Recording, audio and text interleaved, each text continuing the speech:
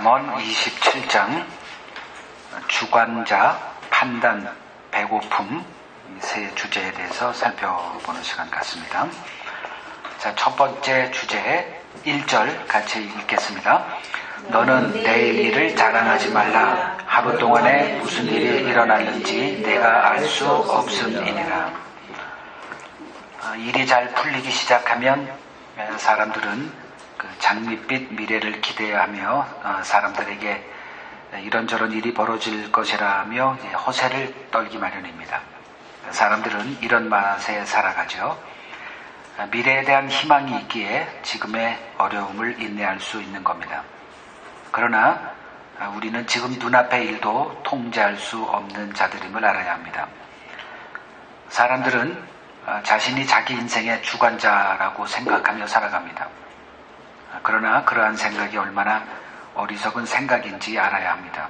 인생의 주관자는 따로 있습니다. 이것을 아는 자가 지혜로운 자라고 할 수 있습니다. 베드로전서 2장 25절을 읽으시고 신자란 누구인지 한번 정의를 내려보겠습니다. 베드로전서 2장 25절 읽겠습니다.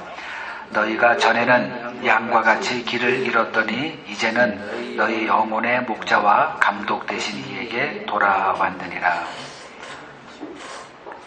우리는 누굴까? 이 세상에 수많은 다양한 종류의 사람들이 있는데 그 가운데 신자란 누구일까? 목자 없는 양으로 길을 잃었던 자였다. 지난번에 한번 우리가 살폈죠. 누가복음 10장 30절에 강도 만난 사람. 그 강도 만나서 거의 반 죽게 된 사람. 그래서 길거리에 이렇게 널려 있는 그 사람. 제사장이 보고 그냥 지나가고 또 레위인이 보고 그냥 지나갔어요. 그 이유가 뭐라 그랬죠? 그들의 눈에 그가 강도 만난 사람으로 보이지 않았기 때문이었습니다. 근데 사마리아인의 눈에는 그는 강도 만난 사람이었기 때문에 그를 불쌍히 여겨서 여러 가지 이웃 사랑을 실천을 할 수 있었죠. 근데 우리가 바로 그 강도 만난 사람이었다는 거예요. 그것에 눈이 열린 자. 그렇게 있다가 이제 주님의 부르심을 받고 복음의 눈이 열려서 영혼의 목자와 감독에게 돌아온 사람. 이게 신자라는 거예요. 그러니까 잃어버린 경험이 있는 자. 내가 잃어버림을 받았다라는 것을 아는 자. 그때 내가 어떤 삶을 살았었는가. 이들이 이제 목자 대신 예수를 떠나지 않습니다. 그러니까 주님을 만나기 전에 우리들의 상태는 목자 없는 양이었다. 그러니까 내가 알고 있었던 그 목자들은 결국은 목자가 아니었구나. 그래서 그 신약 성경에 기록되어 있는 선한 목자는 일반 명사가 아니라 고유 명사입니다. The Good Shepherd예요. 그냥 Good Shepherds 이게 아니에요. 그냥 그분입니다. 그분 아닌, 그래서 저도 악한 목자고요. 어떤 사람도 다 악한 목자일 수밖에 없습니다. 왜냐하면 내 욕망을 제어 못해요. 그 마태복음 9장 36절에서 38절을 보면 그 무리를 보시고 불쌍히 여기셨다 그렇게 말합니다. 그 이유가 뭐냐면 그들이 목자 없는 양과 같이 고생하며 기진했다 이렇게 말합니다. 그래서 제자들에게 추수할 것은 많으나 일꾼이 적다. 그러므로 추수하는 주인에게 청하여 추수할 일꾼들을 보내주소서 하라. 이렇게 기도할 것을 주님이 제자들에게 요구를 하셨습니다. 근데 현실 세계에서 그 이스라엘 그 유대인들이죠. 그 당시는 그 유대인들을 지도할 목자들은 굉장히 많았습니다. 제사장이 있었고 레위인이 있고 서기관이 있고 바리새인이 있고 뭐 사두개인 등등 해서 그들을 지도한다라고 생각하는 그 목자들은 뭐 넘쳐났죠. 그 대표적인 예가 로마서 2장 17절에서 20절 여기를 보면 유대인이라 불리는 내가 율법을 의지하며 하나님을 자랑하며 율법의 교훈을 받아 하나님의 뜻을 알고 지극히 선한 것을 분간하며 맹인의 길을 인도하는 자요 어둠에 있는 자의 빛이요 율법에 있는 지식과 진리의 모본을 가진 자로서 어리석은 자의 교사요 어린아이의 선생이라고 스스로 믿으니. 오늘날 그 목사들뿐만 아니에요. 그 기독교의 세계에 있는 좀 오래 교회 생활했다는 사람들의 사고방식이 꼭 이렇습니다. 그래서 그 강 건너고 바다 건너서 선교를 해야 된다. 어둠에 있는 자들에게. 그거는 맞는 얘기입니다. 아직 복음을 받지 못한 자들은 여전히 어둠이기 때문에. 근데 자신들이 서 있는 곳이 어둠이라는 것은 꿈에도 생각하지 못합니다. 이제 이렇게 자기 자신을 어리석은 자의 교사고 어린아이의 선생이다. 어둠에 있는 자들의 빛이다. 맹인의 길을 인도하는 자다라고 생각하는 그들을 향해서 주님이 맹인이다 이렇게 얘기를 했어요. 마태복음 15장 12절에서 14절을 보면 이제 제자들이 예수님에게 이제 말씀을 하세요. 바리새인들이 당신의 말씀을 듣고 걸림이 된 줄을 아시나이까? 걸림이 된다는 게 굉장히 기분 나쁜 말로 그들의 마음을 긁었다 이런 뜻이에요. 그러니까 모독적이다 이런 뜻입니다. 그러니까 제자들이 자꾸 예수님의 그 말에 걸리는 거예요. 왜냐하면 예수님의 입이 열려질 때마다 바리새인들의 마음을 긁어버리니까. 그러니까 그 말씀 바리새인들이 그 주님의 말씀을 듣고 걸림이 된 줄 좀 알고나 좀 하십시오. 쉽게 표현하면 왜 이렇게 사회성이 없어요? 좀 예수님 좀 뭔가 좀 하러 오셨으면 내 사람 만들어야 됩니다. 이제 그 소리 한 거예요. 왜 이렇게 긁고 다녀요? 당신 쫓아다니는 사람도 다 떨어져게 생겼습니다. 좀 대인관계 좀 그 인맥도 좀 관리하고 사세요. 이런 얘기를 한 거예요, 제자들이. 그때 예수님이 13절에서 대답하시되 심은 것마다 내 하늘 아버지께서 심으시지 않은 것은 뽑힐 것이니 그냥 두라. 그들은 맹인이 되어 맹인을 인도하는 자로다. 만일 맹인이 맹인을 인도하면 둘이 다 구덩이에 빠질 거야. 이제 이런 얘기를 하십니다. 그러니까 맹인이니까 그 강도 만난 사람을 보고 괜찮지 이렇게 생각하고 그냥 지나간 거예요. 불쌍히 여기기는요. 근데 주님의 눈에는 목자 없이 이렇게 길을 잃은 기진하고 그냥 고생하는 자들로 보이는 거죠. 그 중에 한 사람이 이제 사울이었습니다. 그 사도행전 9장 1절에서 2절 보죠. 사울이 주의 제자들에 대하여 여전히 위협과 살기가 등등해서 대제사장에게 가서 다메섹 여러 회당에 가져갈 공문을 청하니 이는 만일 그 도를 따르는 사람을 만나면 남녀를 막론하고 결박하여 예루살렘으로 잡아오려 함이라. 지금 사울도 역시 동일했죠. 바리새인이고 어두운 자의 빛이고 생명 없는 자의 생명의 그 교사 이렇게 생각하고 있어요. 확신 속에서 이렇게 그런 확신이 그러니까 예수 그리스도의 복음과 충돌했고 그 예수 그리스도를 따르는 잔당들을 다 제거해 버리고자 앞장섰던 그에게 가장 필요했던 게 뭐였느냐? 바로 3절에 나와요. 사울이 길을 가다가 다메섹에 가까이 이르더니 호련히 하늘로부터 빛이 그를 둘러 비추는지라. 이런 사람들에게 필요한 것이 이제 빛이죠. 근데 정오니까 태양은 있었고 태양의 빛 말고 다른 빛이라 그러니 우리 육의 눈으로 보이는 빛은 아니었죠. 그래서 사울 옆에 있었던 사람들이 뭐 음성은 들었으나 하나도 보지 못했다 그러죠. 이건 다른 빛입니다. 우리 마음속에 그 비치는 빛으로 이렇게 성령이 이게 하시는 거죠. 이게 우리에게 필요한 거예요. 이제 그 이후에 이제 바울이 어떻게 변화됐느냐? 내 삶을 주관하시는 분이 있었구나. 이걸 알게 된 거예요. 그래서 이제 그 주관자에게 내 삶을 맡긴 삶이 이제 그의 이후에, 복음의 눈이 열린 이후에 그에게 주어졌던 삶입니다. 두 가지만 보죠. 내 삶에 주관자가 있었다는 거. 갈라디아서 1장 15절을 봅니다. 갈라디아서 1장 15절. 그러나 내 어머니의 태로부터 나를 택정하시고 그의 은혜로 나를 부르신 이가, 이렇게 말합니다.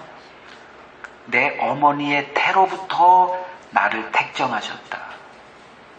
그러니까 에베소서 1장에 봐도 그리스도 안에서, 창세전에 그리스도 안에서 우리를 택하사, 그러니까 그리스도 안에서 우리를 택했다는 거예요.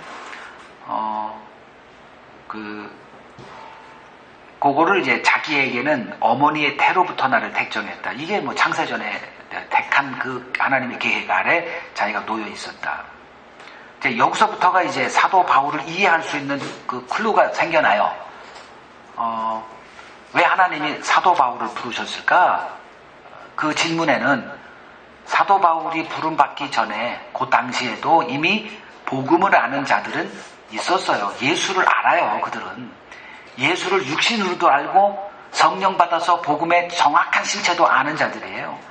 그가 한번 그 중에 뭐 그 사도들 하나가 설교하면 3,000명이 주님께로 돌아와요. 그런 자들이 있음에도 불구하고 왜 바울을 또 부르셨을까가 이제 여기서 다 나오는 거죠. 사도 바울의 부르심은 다메섹에서 부른 게 아니라 이미 어머니의 태로부터 작정돼 있었다. 그러면 그 다메섹에 부름받기 전까지의 그의 삶도 하나님의 부르심의 일환이었다는 거죠. 즉 내가 이단에 빠져 있었거나 내가 다른 복음의 세계에 오랫동안 있었던 모든 것도 다 하나님의 뜻하신 계획 속에서 벌어진 거다. 내게 벌어졌던 과거에 나 속았었어, 나 허송세월 했었어, 이거는 말이 안 되는 거예요. 모든 것들이 다 지금 복음을 알게 하는 하나님의 선제 작업이었다. 이것이 지금 요 구절로부터 나오는 거죠. 그 다메섹에서 나를 부르신 이가 아니라 어머니의 태로부터 나를 택정하시고 그의 은혜로 나를 부르신 이다. 여기서 우리 인생에 어두웠던 거, 수수께끼들이 다 풀려져 나가요. 그 후회할 이유도 하나도 없고요. 그런 일들이 오히려 지금 복음을 알게 하는 아주 결정적인 역할들을 다 하게 했다는 거예요. 또 한 구절이요. 사도행전 27장 23절에서 24절. 내가 속한 바 곧 내가 섬기는 하나님의 사자가 어제 밤에 내 곁에 서서 말하되 바울아 두려워하지 말라. 내가 가이사 앞에 서야 하겠고 또 하나님께서 너와 함께 항해하는 자를 다 내게 주셨다 하였으니. 그 바울이 이제 자기가 어떻게 살아야 되는지는 이미 하나님의 계시 속에서 그 복음의 일꾼으로 부름받을 때 하나님이 다 알려준 거예요. 로마까지 가서 복음을 전하리라. 그래서 이제 예루살렘에서 체포됐을 때, 그게 사도행전 21장에 나온가요? 거기서 체포되고, 그리고 22장에서 그 이제 잡혀서 층계에 서서 그 천부장에게 부탁을 하고 나 좀 변론할 기회를 달라. 그래서 그때 이렇게 얘기하고 이제 계속 그 수감 생활을 했죠. 그러다가 그 유대인들이 그 자기를 죽이려고 하는 자객이 40명이나 등장하면서 그거를 그 바울의 조카가 알려줘서 이제 어떻게 가이사라로 이렇게 돌려보내고, 그리고 로마까지 가죠. 그 사이에 벌어졌던 많은 것들 중에서 계속 자기 변론을 해요. 재판이 벌어질 때마다 나는 로마 황제에게 상소한다. 계속 그걸 고집을 펴요. 근데 로마 시민권자이기 때문에 어느 누구도 그의 어필을 막지는 못해요. 로마 시민권자의 그 주어진 특권이었죠. 그래서 지금 로마로 가는 도중, 그 배 타고 가는 도중에 그 유리굴라라고 하는 그 광풍을 만나서 죽게 됐을 때 하나님이 그에게 나타나서 너 안 죽어. 네 인생은 내 계획 안에 지금 이렇게 놓여 있거든. 그 얘기를 하는 거예요.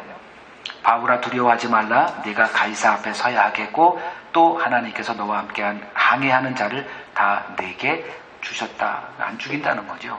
그러니까 우리들이 죽을 것 같아도 안 죽어요. 자, 굶어 죽을 것 같아도 또 뭐가 또 와서 이렇게 먹이고, 살 곳이 하나도 없어도 또 이렇게 또 주어지고, 왜냐하면 그 하나님의 그 뜻의 도구로 지금 우리가 쓰임받고 있기 때문에 이것을 이제 우리의 삶을 주관하시는 분이 있다 이렇게 얘기하는 거죠. 이거를 볼 수 있어야 되는 거죠. 그래서 너는 내일 일을 자랑하지 말라. 하루 동안에 무슨 일이 일어날지 내가 어찌 아냐. 이건 우리 소관이 아니라는 거예요. 그래서 우리들의 삶의 내용물은 하나님이 채우신다. 이 생각만 하면 불평을 할 이유가 없죠. 다 이유가 있으니까 그런 삶으로 인도하시고 또 거기서 어떤 사건이 벌어지고 누구를 또 만나게 하고 복음이 전파되게 하고 이것을 이제 우리들의 인생의 어떤 원칙 같은 거로 이렇게 삼으면 되는 거죠. 두 번째 보겠습니다. 2절 읽죠. 타인이 너를 칭찬하게 하고 내 입으로는 하지 말며 외인이 너를 칭찬하게 하고 내 입술로는 하지 말지니라. 자, 엄마의 태에서 10개월 있다 나와야 하는데 8개월 만에 태어난 자를 팔불출이라 부르죠. 늘 뭔가 이제 모자란 행동을 하는 자를 이제 팔불출이라 이렇게 부릅니다. 그 팔불출에는 그 자기를 스스로 칭찬하는 자가 포함되어 있습니다. 그러니까 어느 누가 계속 자기 자랑을 해요. 그러면 속으로 뭐라고 하지는 않지만 속으로는 팔불출 같다 이렇게 해요. 이같이 자기 스스로 칭찬하는 사람은 이제 어리석은 자로 간주되기 마련입니다. 그래서 어떤 사람을 선발할 때 고용을 하거나 그가 자신을 어떻게 말하느냐 일단 그걸 듣죠. 방법이 그거밖에 없으니까. 그래서 자기 속에서도 막 준비하고 자기를 어떻게 어필하는 걸 막 연습을 해요. 그래서 내 가치를 극대화시켜서 면접을 하거나 이제 이렇게 합니다. 근데 그거 하나만 보지 않죠. 뭘 하죠? 그의 전력을 살펴서 그가 일했던 전직 직장에 전화를 걸어서 그분의 프로필 같은 거, 평가, 이걸 좀 들어요. 사고나 치지 않았습니까? 괜찮아요? 들이대는 사람은 아닌가요? 이렇게 묻죠. 그래서 남들이 그를 어떻게 평가하는지 확인도 해봅니다. 그래서 그가 전에 일했던 직장에 전화해서 그에 대해서 물어보기도 합니다. 문제는 사람의 평가입니다. 사람의 평가가 완벽하지 않다는 데 있습니다. 수많은 사람들이 그를 칭찬해도 그 평가가 올바르지 않은 경우가 비일비재합니다. 예수님은 사람들에게 좋은 평가를 받지 못하셨습니다. 좋은 평가가 아니라 아예 미움과 비난을 한 몸에 받으셨습니다. 사도들도 세상으로부터 동일한 평가를 받았습니다. 우리는 세상과 교회의 관계가 어떤 관계에 놓여 있는지 바로 알고 있어야 합니다. 지금 우리가 읽고 있는 잠언이 다시 한번 보죠. 타인이 너를 칭찬하게 하고 내 입으로는 하지 말며 외인이 너를 칭찬하게 하고 내 입술로는 하지 말지니라. 이걸 혹시나 잘못 이해하면 다른 사람들에게 칭찬받는 삶을 살아야 되는구나 이렇게 갈 수가 있어요. 근데 그게 얼마나 왜곡된 건지 보자는 거죠. 자, 마태복음 10장 22절을 한번 보죠. 그리스도의 증인된 교회와 세상의 관계는 어떤 것인가? 왜냐하면 이제 일반적으로 이제 어떻게 얘기를 하냐면 교회는 세상의 빛이다. 그래서 착한 행실로 하나님께 영광을 돌리게 하라. 그래서 기본적으로 그리스도인들은 세상에서 어떤 자들로 살아야 된다라고 얘기합니까? 칭찬 듣는 사람. 욕 먹으면 안 돼요, 그리스도인이. 이렇게 얘기를 해요. 그래서 이제 그런 얘기를 계속 듣다 보니까 복음에 지장이 된다고 하니까 맞는 얘기지만 또 틀려요. 틀리지만 또 맞고요. 이걸 우리가 항상 그걸 이제 제대로 봐야 된다는 거죠. 자, 마태복음 10장 22절을 읽죠. 또 너희가 내 이름으로 말미암아 모든 사람에게 미움을 받을 것이나 끝까지 견디는 자는 구원을 얻으리라. 모든 사람에게 미움을 받을 거래요. 근데 칭찬을 받아야 된다라고 얘기하는 것은 좀 물론 이제 복음을 전하기 위해서 우리가 이렇게 살아서는 안 되죠. 의도적으로 의도적으로 정말 그들에게 본이 되는 사람 필요해요. 도덕적으로도 거짓말하면 안 되고, 그거는 기본적인 거. 근데 우리의 본질이 뭐냐? 복음 안에 있기 때문에 우리는 어떤 자로 이 땅에 존재하느냐 하면 모든 사람에게 미움을 받을 운명이야. 이거는 알고 있어야 된다는 거죠. 또 한 가지, 요한복음 15장 18절에서 19절, 동일한 얘기를 예수님이 제자들에게 계속 반복하세요. 세상이 너희를 미워하면 너희보다 먼저 나를 미워한 줄을 알라.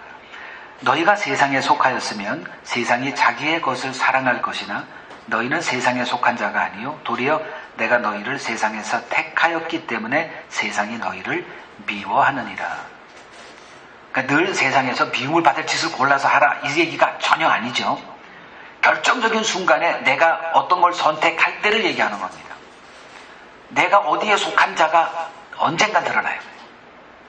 그걸 잊어버리고 있을 때는 내게 득이 되는 쪽으로 선택할 수밖에 없고, 그러면 이런 소리 전혀 해당이 안 돼요. 근데 어느 결정적인 순간에 내가 섬길 자가 누구냐를 딱 할 때는 미움의 대상이 딱 드러난다는 거예요. 아, 얘는 여기 속한 자가 아니구나. 그러면 그리스도에 속한 우리는 그것 때문에 세상의 미움을 받는다. 그러면 그리스도가 이 땅에서 어떻게 사셨기 때문에 세상의 미움거리가 됐을까요? 그거를 한마디로 딱 얘기하는 성경 구절이 있는데 혹시 떠오르는 거 있나요? 내가 이렇게 함으로 세상이 나를 미워해. 그거 어디 구절? 그 구절까지는 몰라도 성경 마태복음은 아니요. 동그란 거. 요한복음 7장 외우기도 쉬워. 요한복음 7장 7절에 세상이 너희를 미워하지 아니하되 나를 미워하나니 이는 내가 세상의 일들을 악하다고 증언함이라. 여기서 악하다 이게 정죄한다는 거예요.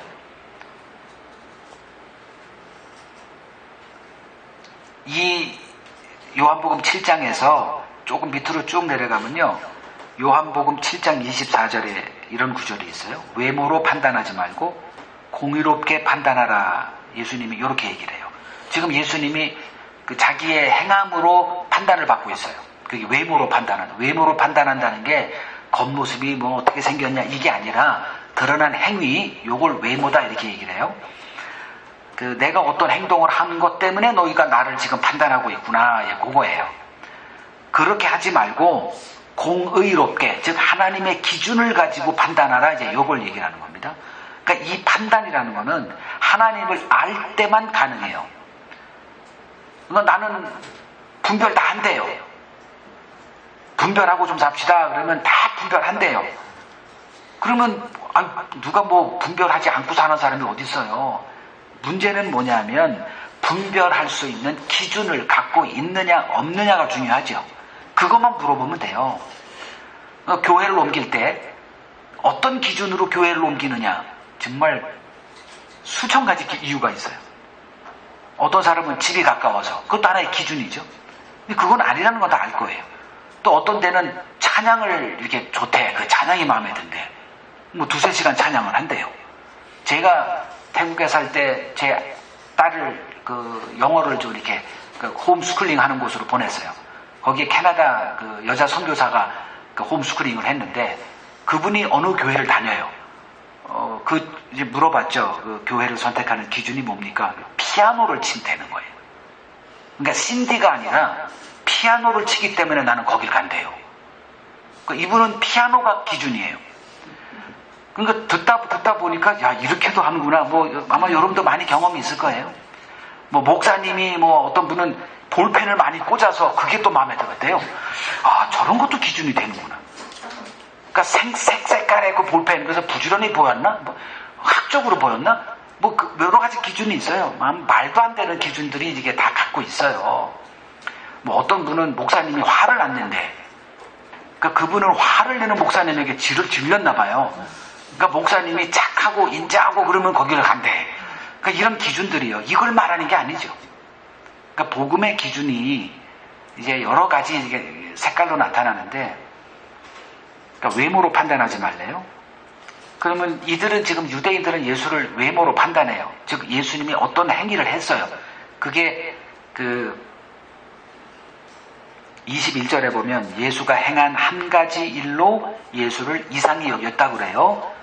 뭐 그것은 좀 이전 그 장으로 가야죠. 그게 뭐냐? 5장에 나와요.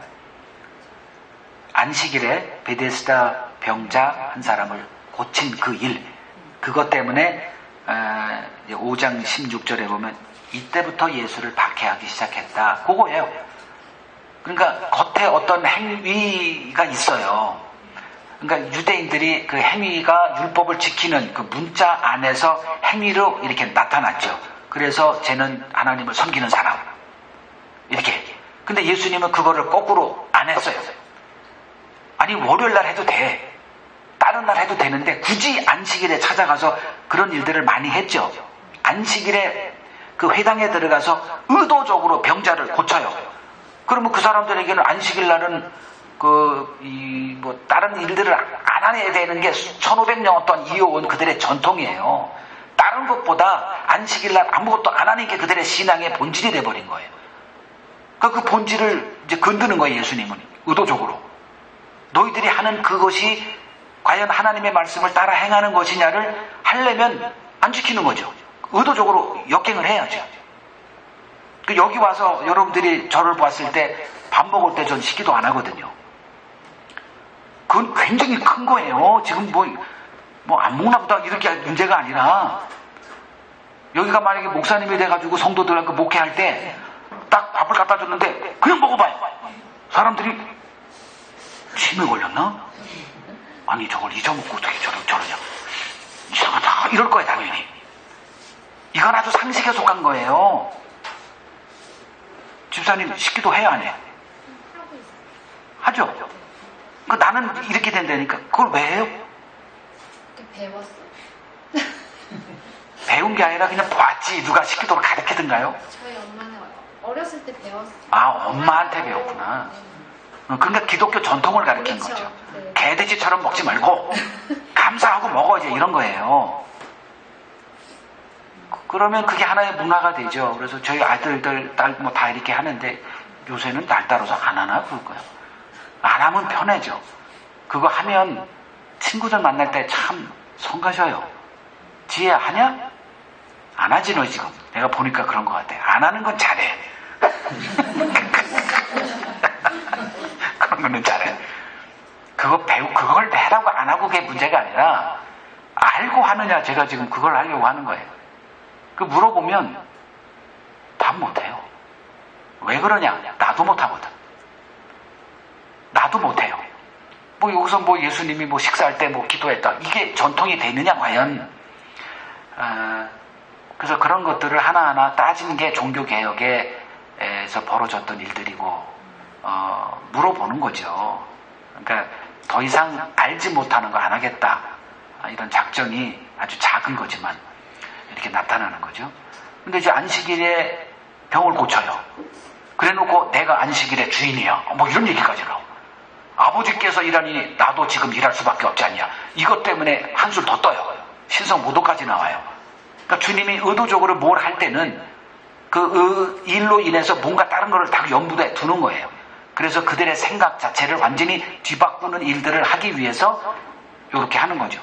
그러니까 외모로 판단을 하면 그 의도를 잊어버려요.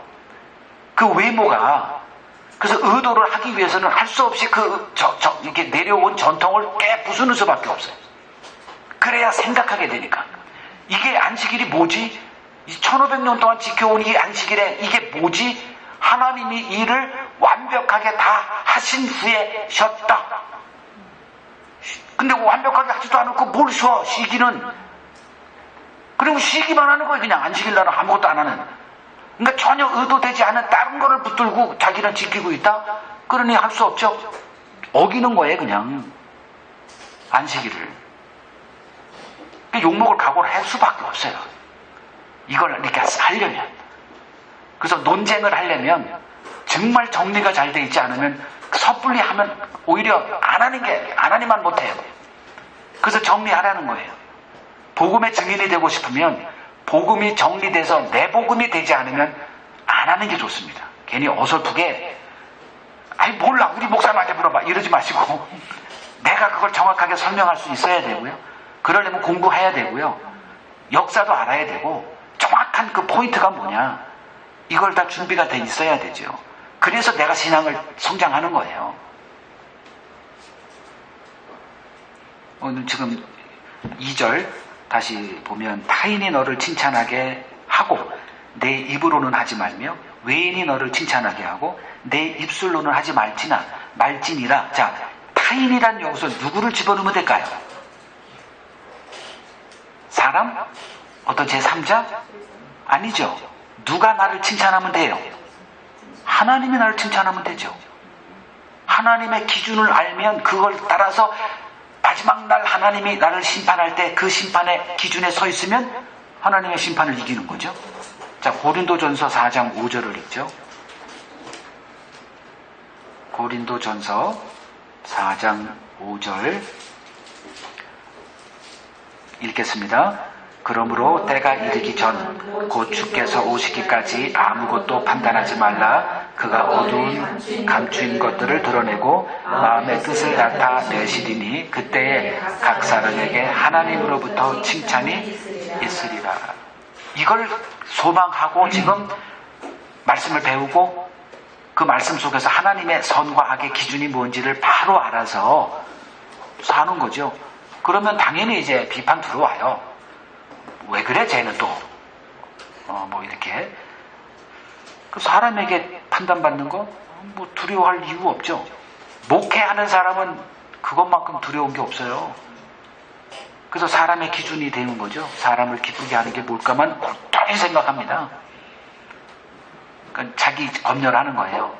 자기 검열해서 요렇게 하면 득이 되느냐 이제 이런 것들 지금은 득이 돼요. 그게 통하니까. 근데 마지막 날 주님으로부터 오는 칭찬을 소망하는 자의 자리에는 서 있지 않게 되는 거죠. 그래서 기독교 전통, 다시 말해서 교회 생활이라고 하는 거 여기에 매여 있으면 안 됩니다. 싸워야 돼요. 그래서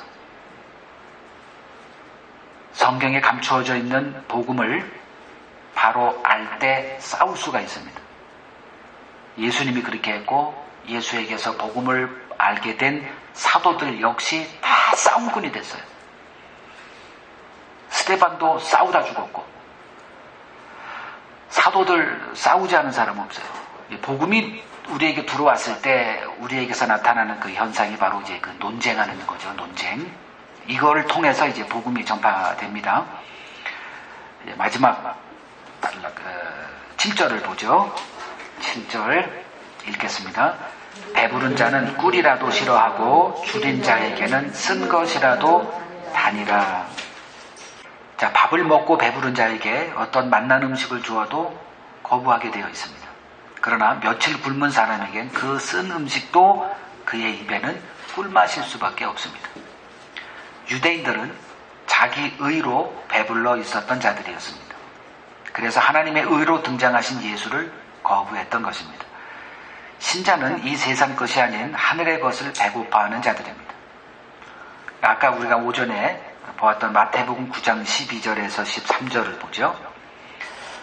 예수께서 들으시고 이르시되 건강한 자에게는 의사가 쓸데없고 병든 자에게라야 쓸데있느니라. 너희는 가서 내가 긍휼을 원하고 제사를 원하지 아니하노라 하신 뜻이 무엇인지 배우라. 나는 의인을 부르러 온 것이 아니요 죄인을 부르러 왔노라 하시니라. 그러니까 유대인들의 문제가 뭐였죠? 영적인 배고픔이 전혀 없었어요.